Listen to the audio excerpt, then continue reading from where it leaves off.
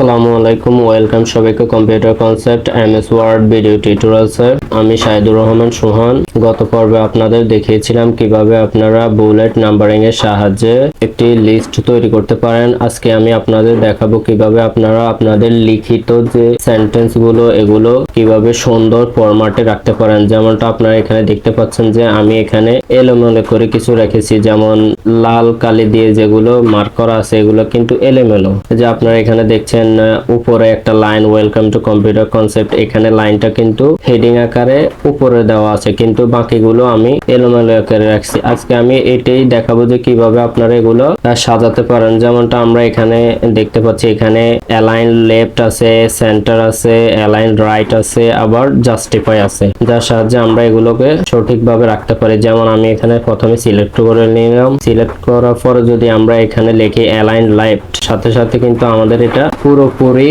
লেফটে চলে আসছে। এই যে দেখেন আমাদের পুরোপুরি সমান হয়ে গেছে। আবার আমরা যদি এটাকে সিলেক্ট করার পর এটা যদি আমরা সেন্টারে রাখি, সেন্টারে রাখলে কিন্তু আমাদের এটা পুরোপুরি সেন্টার চলে আসছে। আবার আমরা যদি এটা অ্যালাইন রাইটের সাহায্যে এটা ক্লিক করি অ্যালাইন রাইট, তাহলে এটা ডাইন সাইডে বা অ্যালাইন রাইটে চলে আসছে। আবার আমরা যদি এটাকে পুনরায় ফেরত আনতে চাই বা এটা জাস্টিফাই এর সাহায্যে কিন্তু আমরা যেভাবে থাকা উচিত ওইভাবে কিন্তু আমরা আনতে পারি। আমরা কিন্তু আবার চাই তাহলে আমরা এটা এখান থেকে পাল্টে দিতে পারি, যেমন কন্ট্রোল জেড এর সাহায্যে গত পর্বে আমরা দেখিয়েছিলাম কিভাবে আপনারা পুনরায় ফেরত আনতে পারেন কন্ট্রোল জেড। আবার আমরা এখানে দেখতে পাচ্ছি যে আমাদের এখানে লেখাগুলো এলোমেলো, এখানে কিন্তু কিছু চিহ্ন দেখা যাচ্ছে, যেমন ডিক্রিজ ইনডেন্টেড ইডেন্ট, আবার ইনক্রিজ ইডেন্ট। এগুলোর সাহায্যে আমরা কি করতে পারি, এগুলোর সাহায্যে আমরা যদি এখানে কার্সরটা রাখি, যেমন এখানে দিয়ে আমরা যদি এটা ক্লিক করি এটা কিন্তু আমাদের এটা সরে আসছে। আবার আমরা যদি এখানে ক্লিক করি, এই যে এখানে ডিক্রিজ ইডেন্ট, এখান থেকে কিন্তু আমরা আমাদের এটা পাল্টাতে পারি। এই যে এটার আগে যদি চাই তাহলে কিন্তু আমরা নিতে পারি, যেমন এইভাবে এভাবে।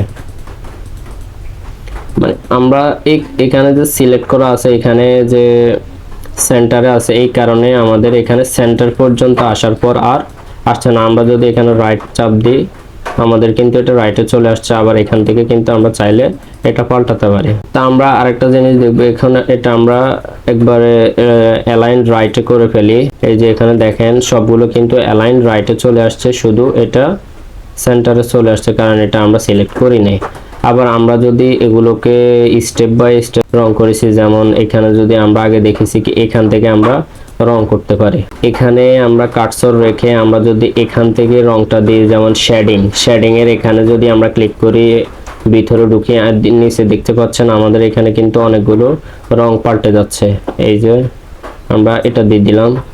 আবার এটার সাহায্যে আমরা তো মাত্র একটি লাইনকে এখানে শেডিং এর রং করেছি, কিন্তু আমরা যদি পুরোটা রং করতে চাই, যেমন আমরা যতটুকু সিলেক্ট করি ততটা দেখবেন শেডিং হয়ে গেছে। যেমন এখানে দেখতে পাচ্ছেন যে এই যে আমরা যতটুকু সিলেক্ট করেছি ততটুকুই আমাদের এখানে রং হয়েছে। আবার আমরা দেখা গেছে কি এটা যদি পুরোটাই রং করতে চাই তাহলে কিভাবে করব, শেডিং এর ভিতরে যাব, এটা সিলেক্ট করব আগে অবশ্যই, তারপর এখান থেকে আমরা আমাদের কাজটা করতে পারবো।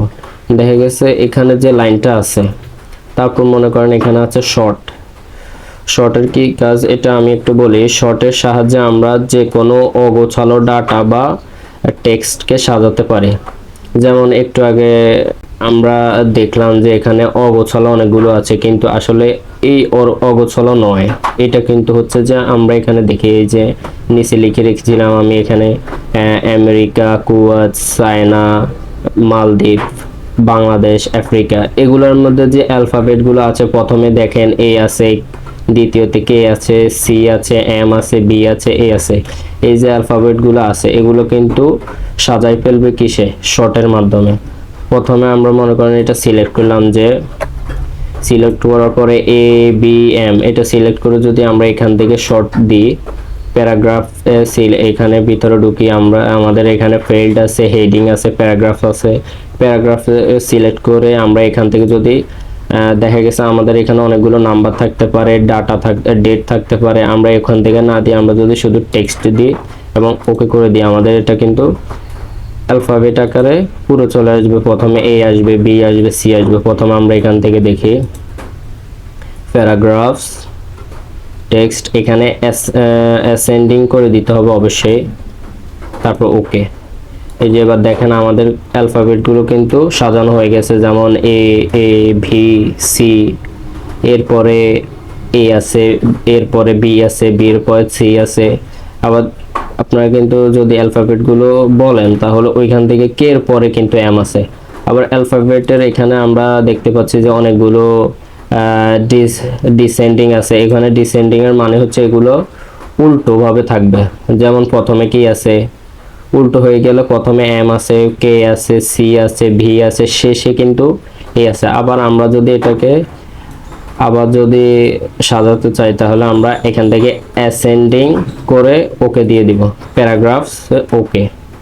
এখান থেকে কিন্তু আমরা আমাদের কাজটা সহজে করতে পারি। পরবর্তীতে আসে আমাদের এখানে কিন্তু বর্ডার যেটা আছে, এটা মনে করেন আমরা এখান থেকে কিন্তু আমাদের বর্ডারটাকে দিতে পারি। যেমন আমি পুরো একটা লেখা লিখছি, এখান থেকে বর্ডার কিভাবে দিব, বর্ডার দিতে হলে আমরা প্রথমে এটাকে সিলেক্ট করব।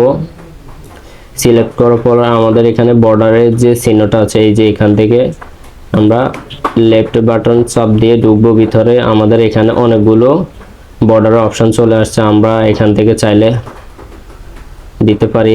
আমি বর্ডারের লাইনটা একটু পাল্টাই দিই। এই যে আমাদের এখানে কিন্তু বর্ডার হয়ে গেছে। এই যে প্রতিটা ঘর এক একটা বর্ডার হয়ে গেছে, প্রতিটা ঘর এক একটা বর্ডার হয়ে গেছে। এর ভিতরে আবার অনেকগুলো আছে, আমরা যেমন এখান থেকে যদি বর্ডার শেডিং দিই,